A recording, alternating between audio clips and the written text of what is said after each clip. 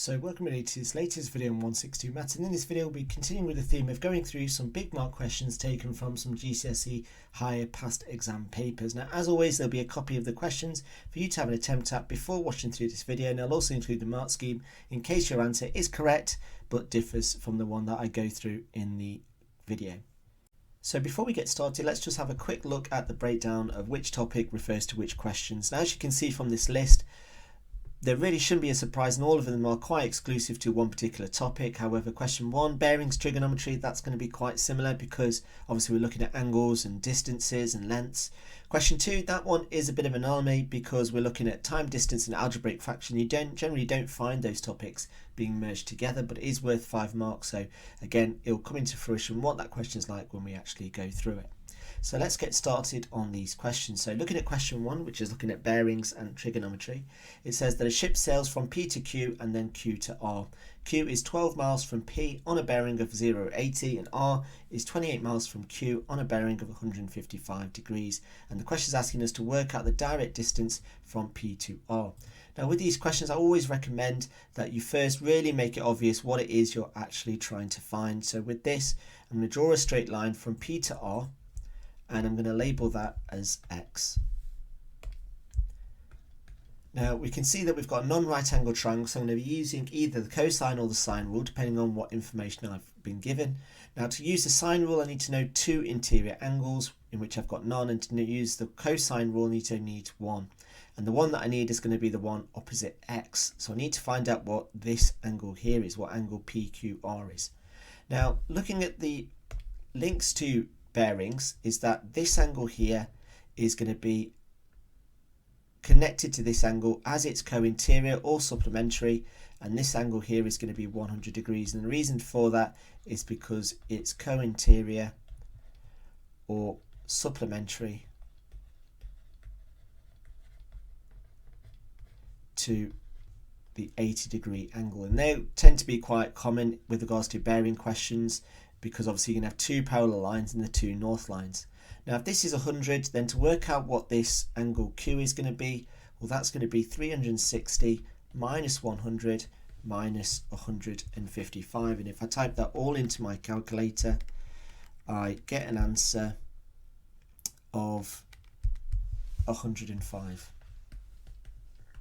So this angle here is 105. So if I then take that triangle out, this angle here is 105, this is X, this is 12, and this length here is 28.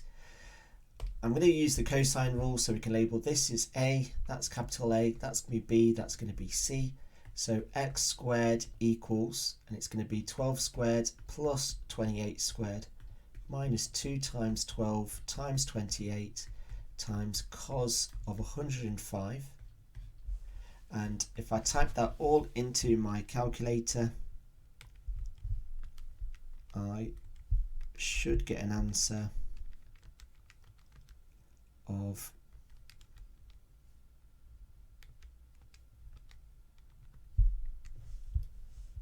1001.926398. Now that answer looks bizarre, so I need to remember to square root the answer, in which I get an answer of 33.2, and it's going to be miles, and that's to 1 decimal place. So moving on to question 2, it says the flight of a plane was in 2 stages. The table shows information about the flight. In total the flight lasted 2 hours. Work out the value of X.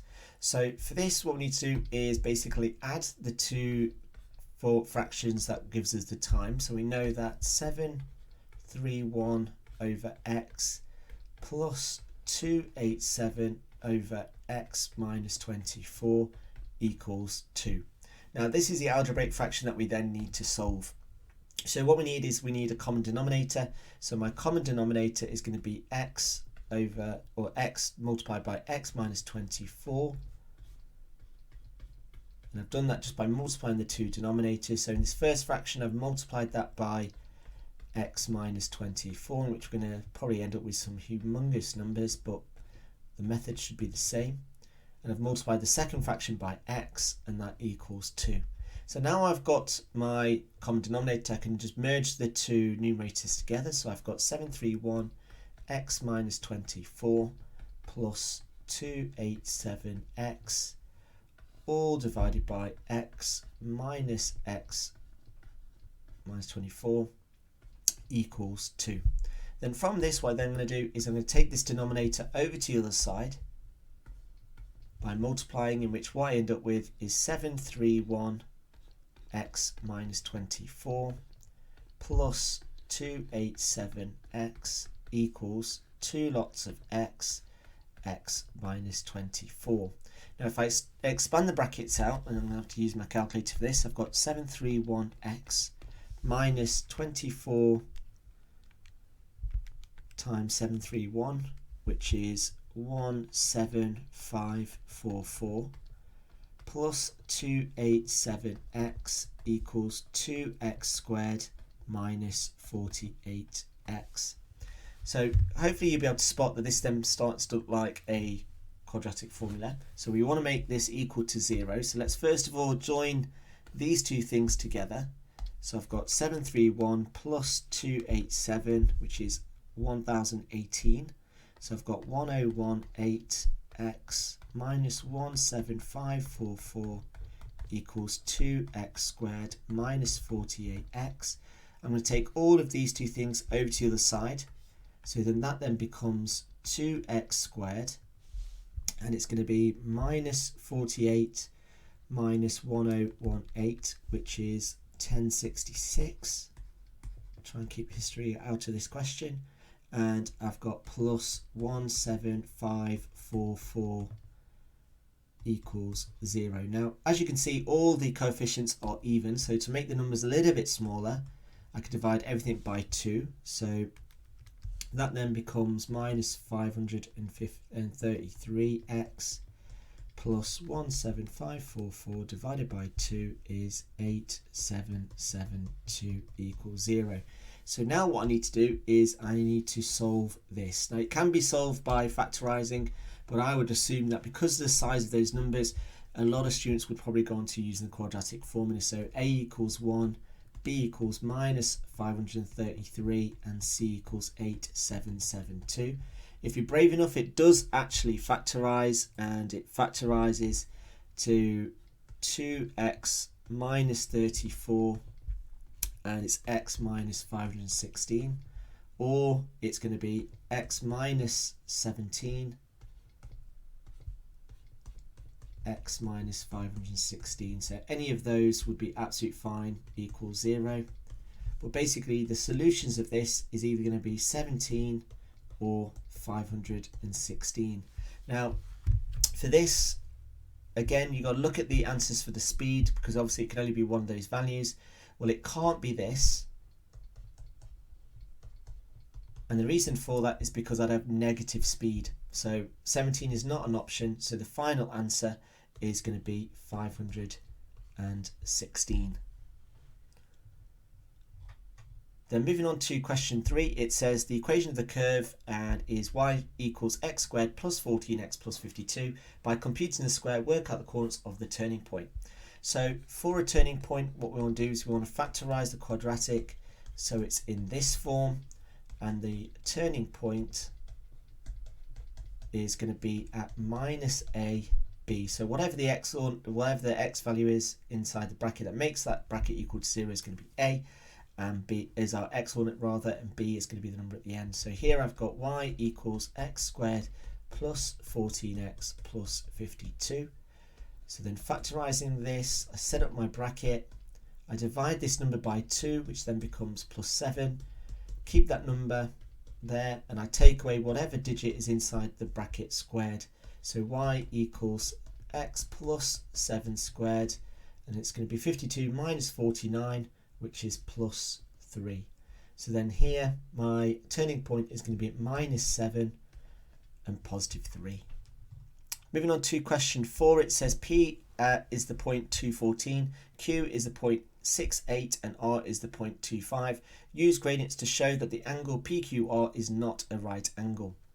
So what we want to do is basically show, and the proof I'm going to use is we want to show that the gradient of PQ times the probability of QR is not equal to -1, because it's not going to be perpendicular.